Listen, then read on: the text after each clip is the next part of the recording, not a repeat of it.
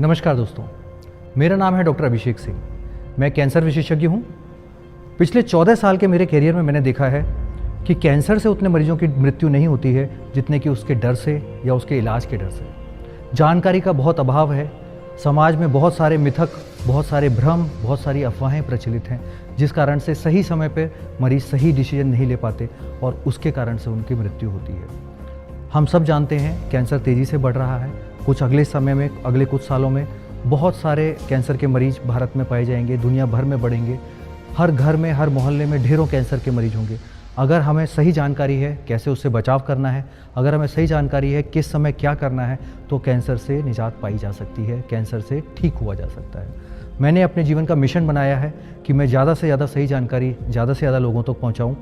मैं उम्मीद करता हूँ कि आप लोग भी मेरा साथ देंगे और इस मिशन में ज़्यादा से ज़्यादा जाने बचाने में मेरी मदद करेंगे। सन 2018 का वाक़या है।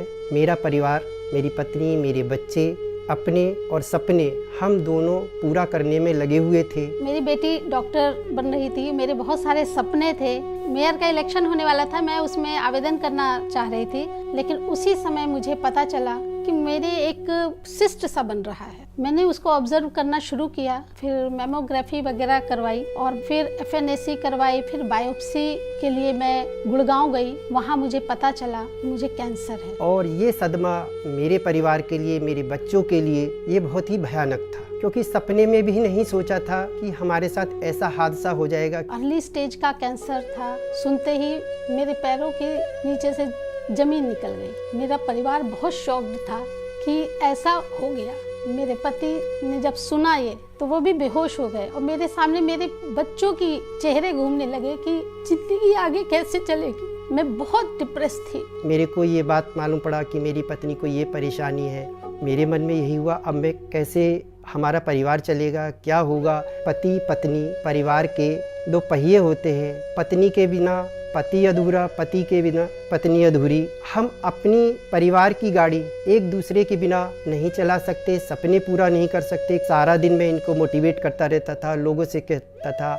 डॉक्टर साहब से भी कहा थोड़ा इनकी काउंसलिंग करिए, इनको समझाइए, होपलेस हो रही है। ट्रीटमेंट के साथ जितना भी सपोर्ट हम लोगों का ले सकते हैं मैं तो कर ही रहा था, लेकिन मुझे लगा लोगों का भी सपोर्ट लेना चाहिए। लोग समझाएं, मोटिवेट करें, इनको जीने की इच्छा हो और जो बीमारी है उसके प्रति लड़ने में और स्ट्रांगली उससे लड़ें। इस बीमारी के बारे में समाज में बहुत सारी भ्रांतियां फैली हुई हैं। लोगों ने तरह तरह की अफवाह फैला रखी थी, लेकिन हमने ध्यान नहीं दिया, क्योंकि हम लोग पढ़े लिखे समझदार लोग हैं और आगे हमने सोचा जो भी होगा देखा जाएगा। लेकिन हमें हार नहीं माननी है। हमने जो सुना था, पढ़ा था, कोई भी दुख साहस से बड़ा नहीं, हारा वही जो लड़ा नहीं। जो डॉक्टर्स मुझे मिले वहाँ पीयूष अग्रवाल जी, उन्होंने मुझे बहुत समझाया और साथ में मेरा भांजा जो डॉक्टर है नरेंद्र जी, उन्होंने भी मुझे बहुत सपोर्ट किया कि नहीं, कुछ नहीं है, सब ठीक हो जाएगा। मैंने थोड़ा सा हिम्मत रखा कि चलिए अब जो ईश्वर ने दिया है मुझे करना तो है ही है, हिम्मत रख के। मैं किसी को बता नहीं पा रही थी।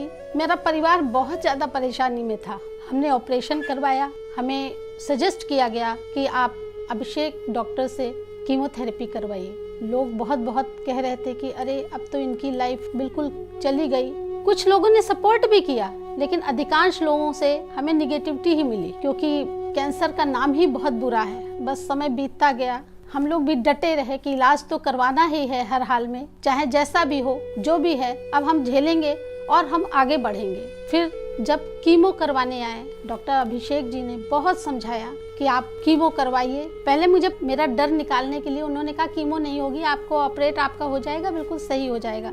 लेकिन फिर धीरे धीरे मुझे बताया गया कि कीमो होगी और कीमो के नाम से मैं बहुत डर गई, क्योंकि एक इसके बारे में मैंने जो सुना था कि कीमो में शरीर बहुत कमज़ोर हो जाता है और बहुत मुश्किल से ही आगे की लाइफ चल पाती है। बहुत सारी परेशानियां बॉडी में आ जाती हैं और सबसे बड़ी बात कि बाल चले जाते हैं। लेकिन फिर डॉक्टर से मैंने ये बात कही, डॉक्टर अभिषेक जी ने मुझे दिखाया, कई वीडियो भी दिखाया उन्होंने कहा क्या दिक्कत है, बाल चले जाएंगे तो क्या हो गया, आ जाएगा दोबारा और उससे अच्छे आ जाएंगे। रश्मि जी जब हमारे पास आई थी तो अपने ब्रेस्ट कैंसर के लिए ऑपरेशन करवा कर आई थी। अब उनकी कीमोथेरेपी होनी थी, उनको भेजा गया था मेरे पास कि उनकी अच्छे से कीमोथेरेपी करनी है। बहुत सारे डर उनके मन में बैठे हुए थे कीमोथेरेपी को लेके, जो प्राय हर मरीज में होते हैं। कीमोथेरेपी कितना दर्दनाक होगी, कीमोथेरेपी के कितने नुकसान होंगे, ब्लड चढ़ाने की कितनी ज़रूरत होगी, खून तो नहीं जल जाएगा, चेहरा और शरीर काला तो नहीं पड़ जाएगा, कमज़ोरी ऐसी तो नहीं होगी कि बिस्तर पकड़ लें। एक और जो चीज़ उनके मन को खा रही थी वो था बालों का गिरना। रश्मि जी बहुत सोशली एक्टिव हैं, वो अपने स्कूल और उसके अलावा भी सोशल लाइफ में बहुत एक्टिव हैं। उनका अपीयरेंस बहुत सारे जैसे ब्रेस्ट कैंसर के मरीज होते हैं, ऐसे उनके लिए भी बहुत इंपॉर्टेंट था कि मैं कैसी दिखूंगी, क्या मैं बिल्कुल एकदम कमज़ोर हो जाऊंगी, आंखें काली हो जाएंगी, बाल गिर जाएंगे, जैसा पिक्चरों में दिखाया जाता है कि मेरी हालत ऐसी हो जाएगी। क्योंकि मैं पब्लिक डीलिंग करती थी, इसलिए मुझे जाना आना भी रहता था, तो मुझे लगा कि मैं कैसे करूंगी, क्योंकि आगे उनको फेस करना, उनको सारी बातें बताना, क्योंकि सुख की बातें तो सबको बताई जा सकती है, लेकिन दुख की बातें दूसरों को बताने में, दूसरों से शेयर करने में हिचक होती है, क्योंकि कौन अपना है कौन पराया है कुछ समझ में नहीं आता है। इसलिए केवल हम लोग अपने परिवार में बस बात कर लेते थे, अपने बच्चों से बात करते थे, हस्बैंड से बात कर लिया, तो सबने हिम्मत बंधाई कि नहीं, जो होगा सो देखेंगे और अच्छा ही होगा। जो भी समय है हमें इसको भी काटना है हर हाल में, चाहे हम अकेले हो, चाहे जैसे पहले कीमो में जब हम गए तो मुझे लगा कि मैं शायद नहीं आ पाऊंगी। सबसे ज़्यादा बस परिवार की चिंता थी, अपने बच्चों की, कि बच्चों का क्या होगा। मैंने अपने जिठानी से कहा भी, मैंने कहा मेरे बच्चों को आप संभालना, क्योंकि इतनी भ्रांतियाँ फैली हुई हैं, इतना डर था सुन के लोगों से कि शायद कैंसर का पेशेंट बहुत ज़्यादा सर्वाइव नहीं करता है, सब लोग सर्वाइव नहीं कर पाते हैं, ऐसा मेरे मन में भी डर था। लेकिन जब एक बार उनका कीमोथेरेपी शुरू हो गया तो उनके डर धीरे धीरे करके ख़त्म होने शुरू हो गए। उनकी नए प्रकार की कीमोथेरेपीज़ जो आई हैं, लिपिड फॉर्मुलेशन की कीमोथेरेपीज़ जो आई हैं, जो बहुत ही कम साइड इफ़ेक्ट करती हैं, वो उनको लगाई गई और बहुत अच्छे से उन्होंने टॉलरेट करा। मुझे बहुत परेशानी नहीं हुई जैसा लोगों ने कहा था। मैं घर में आई और मुश्किल से एक दिन मुझे वॉमिटिंग हुई, लेकिन जैसा डॉक्टर्स ने कहा मुझे कि आप ये करिएगा, आप ये मेडिसिन लीजिएगा, मैंने उसको प्रॉपरली उसको फॉलो किया और कोई भी ऐसी चीज़ नहीं खाई जो डॉक्टर्स ने मना किया था। आगे जो मेरा कीमो चला उसमें मुझे कोई दिक्कत नहीं हुई, क्योंकि मुझे तब ये पता चल चुका था कि मैं जितना खा के जाऊंगी, जितना पानी पी के जाऊंगी, मुझे परेशानी नहीं होगी। और अब तो मेडिसिन भी बहुत अच्छी आ रही हैं। 4 के बाद जो कीमो हुई, जो राउंड चला, उसमें मुझे बिल्कुल भी दिक्कत नहीं हुई, उसका कोई साइड इफेक्ट भी नहीं था। मुझे ये पता था कि अब बाल आने लग जाएंगे, तो मैं कीमो के बाद में ये देखती थी कि मेरे बाल क्या आ रहे हैं, क्योंकि सबसे ज़्यादा मुझे ये था कि मेरे बाल आ जाएं।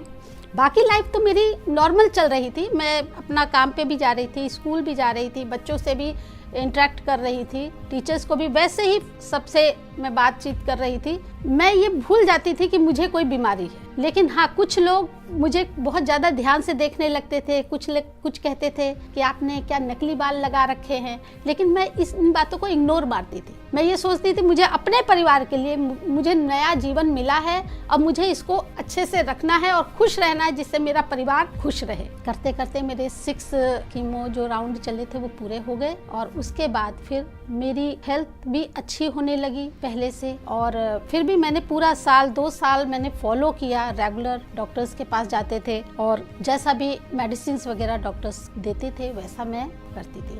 अब मैं प्रेजेंट टाइम में मुझे 3 साल हो गया है और मुझे खुशी है, इतनी हिम्मत मैंने दिखाई, मेरा परिवार मेरा साथ था और मेरे डॉक्टर्स मेरे साथ थे। उन्होंने जैसा जैसा कहा मैंने उनको माना।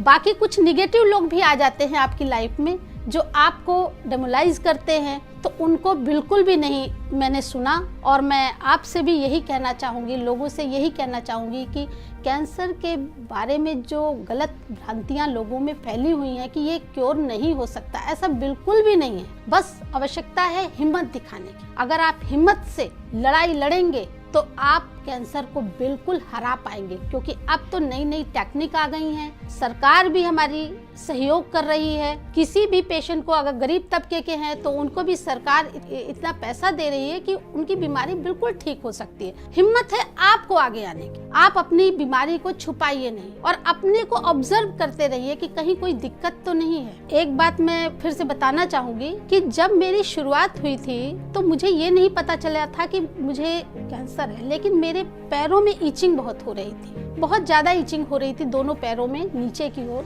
तो मैंने इसको नॉर्मल लिया। तो आपके बॉडी में अगर कोई भी सिम्टम्स होते हैं कुछ अलग हटके, तो उनको इग्नोर मत मारिए, आप डॉक्टर्स के पास जाइए। डॉक्टर्स आपको आपका चेकअप करेंगे तो वो बता पाएंगे कि आखिर क्या बात है, क्या रीज़न है जो आपकी बॉडी में कुछ अंतर आ रहा है। और बिल्कुल डरने की आवश्यकता नहीं है। मैं तो बहुत अब खुश हूँ, मेरी बिल्कुल नॉर्मल लाइफ है पहले से, अब मैं और अच्छा मैं कर रही हूँ। उनके बालों को लेकर जो चिंता थी वो भी दूर हो गई है। मैंने उनको समझाया था, ये जीवन बचाने का मुंडन मानिए, आपके बाल और बेहतर आएंगे।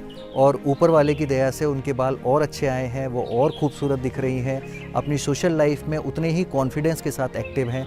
ये देखकर बड़ी खुशी होती है। मैं सोचती थी कि मेरे बाल कर्ली हो जाए, कभी कभी मैं सोचती, क्योंकि बहुत ज़्यादा स्ट्रेट थे मेरे बाल, लेकिन आज मेरे बाल भी कर्ली हो गए हैं। देखिए आप बड़े सुंदर लग रहे हैं। और मैं भी, कई लोग टोकते हैं आपके बाल कैसे कर्ली हो गए, तो मैंने कहा नहीं, मुझे तो अब ये बाल ज़्यादा अच्छे लग रहे हैं, पहले से ज़्यादा बेटर लग रहे हैं। फ़ोटो भी मेरी बहुत अच्छी आती है और मैं बहुत अच्छे से अब भाजपा की मैं कार्यकर्ता हूँ। इस समय प्रदेश की मैं पदाधिकारी हूँ और मुझे बहुत खुशी है, मेरा परिवार मेरे साथ में है। अब तो मैं बिल्कुल नॉर्मल लाइफ जी रही हूँ।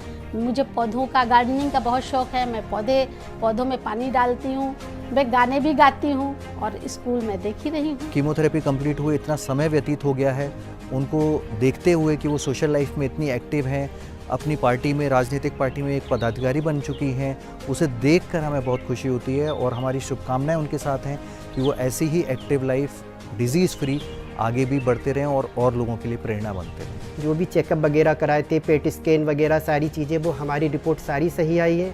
आज 3 साल हो गए हैं कंप्लीट। 26 मार्च 2018 को ऑपरेशन हुआ था, ट्रीटमेंट ख़त्म हो गया है, सब कुछ ठीक है, बहुत अच्छा है। एकदम सामान्य ज़िंदगी जी रहे हैं, खुशहाल ज़िंदगी जी रहे हैं। हमने जो झेला है वो शायद दर्द हम ही समझते हैं, और यदि अंधेरा है तो सवेरा भी होगा।